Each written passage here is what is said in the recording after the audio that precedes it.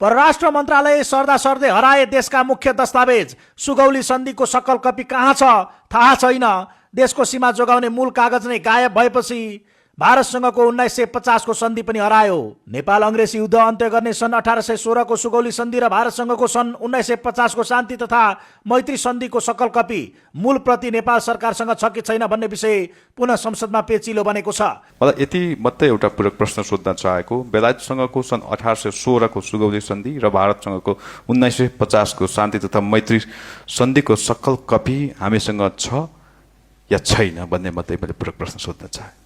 सोमबार प्रतिनिधि सभाको प्रश्नोत्तर कार्यक्रममा नेपाली काङ्ग्रेसका सचेतक निष्कल राईको प्रश्नको उत्तर दिँदै परराष्ट्र मन्त्री शिशिर खनालले सन्धिको आधिकारिक दस्तावेज सरकारसँग छ वा छैन भन्ने बारे स्पष्ट जानकारी नभएको स्वीकार गरेका छन्। संसदमा मन्त्री खनालले राष्ट्रिय अभिलेखालयमा केही सन्धिसँग सम्बन्धित कागजातहरू रहे पनि ती औपचारिक सन्धि नै हुन् वा होइनन् भन्ने निश्चित नरहेको बताए। मान्यज्यूलाई फेरि पनि धन्यवाद। मेरो जानकारीमा आएअनुसार हामीसँग 1816 को सन्धि र 1950सँग सम्बन्धीका केही दस्तावेजहरू छन्, तर सन्धिको औपचारिक दस्तावेज नै छन् कि छैनन् भन्ने स्पष्ट जानकारी नेपाल सरकारसँग छैन। राष्ट्रिय अभिलेखालयमा केही सन्धिका केही कागजातहरू रहेको चाहिँ तथ्य छ, तर त्यो औपचारिक सन्धि नै हो कि होइन भन्ने कुराको हामीसँग स्पष्ट जानकारी छैन।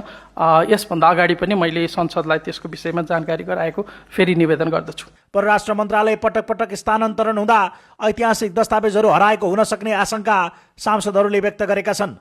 यसअघि तत्कालीन परराष्ट्र मन्त्री डाक्टर नारायण खड्का र अन्य सांसदहरूले पनि संसद तथा सार्वजनिक कार्यक्रमहरूमा यी महत्त्वपूर्ण सन्धिको सकल प्रति सरकारसँग नरहेको प्रसङ्ग उठाएका थिए। यस्तै सीमा विवादका सन्दर्भमा प्रधानमन्त्री बालेन शाहले प्रमाण सङ्कलनका क्रममा ब्रिटिस इङ्ल्यान्ड सरकारसँग संवाद गरेको र चितवन महाधिवेशनमा त्यसको स्पष्टीकरण दिएको विषयले पनि संसदमा चर्चा पाएको छ। मन्त्रालयको आफ्नै स्थायी भवन नहुँदा अभिलेख व्यवस्थापनमा समस्या परेको स्वीकार गर्दै मन्त्री खनालले हाल गृह मन्त्रालय रहेको जग्गामा परराष्ट्र मन्त्रालयको आफ्नै भवन निर्माणका लागि आर्थिक वर्ष 2083-84 मा बजेट विनियोजन भई बोलपत्र आह्वानको प्रक्रिया अघि बढेको जानकारी दिए। साथै सन्धि ऐन र अभिलेख संरक्षण ऐन बमोजिम मन्त्रालयमा छुट्टै अभिलेख व्यवस्थापन शाखा गठन गरी दस्तावेजहरूको डिजिटलाइजेसन र प्रमाणीकरणको काम सुरु गरिएको पनि उनले बताए।